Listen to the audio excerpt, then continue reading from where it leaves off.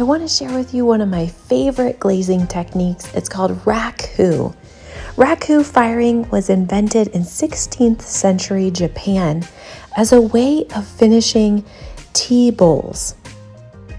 This firing technique is so unique because the pots are taken out of the kiln when they are very hot and quenched in water.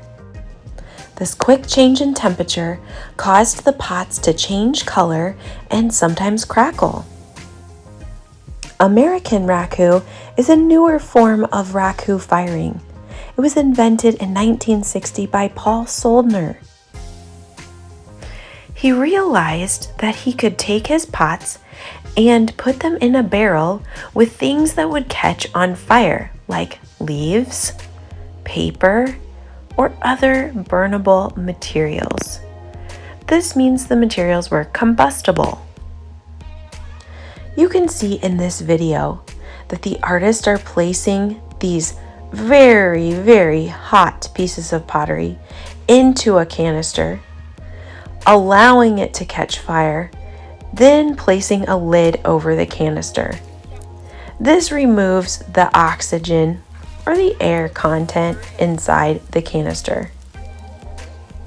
When the oxygen inside the canister is burned away, this is called reduction.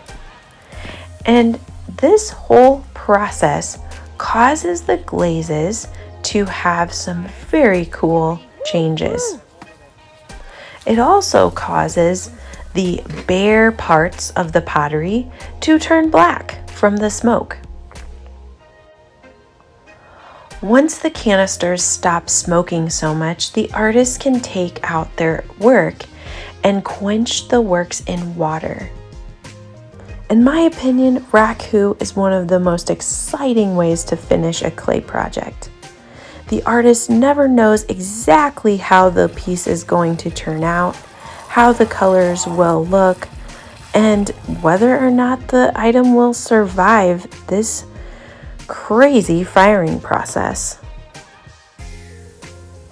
Raku glazes come in many different colors and they're a lot of fun to try. But artists should be aware that Raku glazes are not food safe, so they really should be used for decorative items only. As you can see, Raku can be a lot of fun to try, but it can also be very dangerous and messy. Artists can protect themselves by wearing fire or heat-proof gear and using tongs and face shields. There's another form of Raku called horsehair Raku. Artists take a pot out of the kiln when it is really hot, just like the other forms of Raku. But this time they place horsehair on the pot.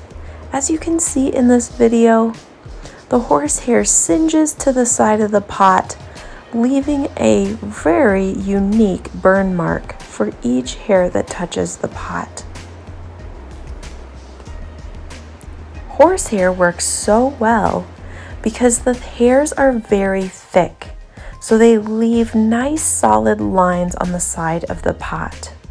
Sometimes artists use something like feathers or other types of materials. And of course, there are other forms of Raku that I did not mention here. I want to give a special shout out to my favorite Raku artist, Stefania Modigliani. She is from Italy, and I really appreciate the way she uses the Raku glazes and unglazed areas to accentuate her work. I also appreciate her use of multimedia. Thanks for listening.